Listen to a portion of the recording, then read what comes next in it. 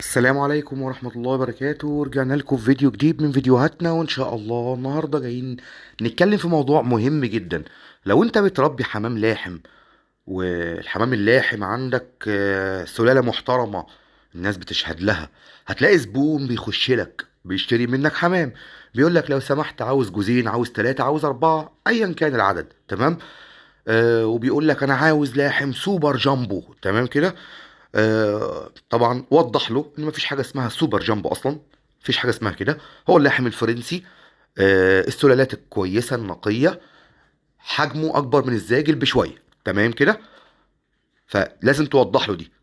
فطبعا دي عيب على الزبون اللي هو داخل يشتري بدون ما يثقف نفسه ويجمع معلومات. طيب، تاني نقطة بقى لو لقيته بيتكلم فيها تحذير تحذير، اوعى تبيع له. تمام كده.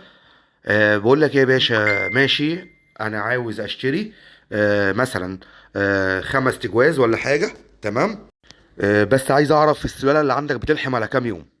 طبعا ده سؤال غلط يعني. مش فاهم ازاي يعني انت تسال ازاي في غيبيات، دي اسمها غيبيات. تمام. فلما تلاقي زبون يخش يقول لك انا عاوز سلاله بتلحم على 13 يوم 14 يوم، قول له لا والله ما عنديش حمام للبيع، نصيحه. تمام.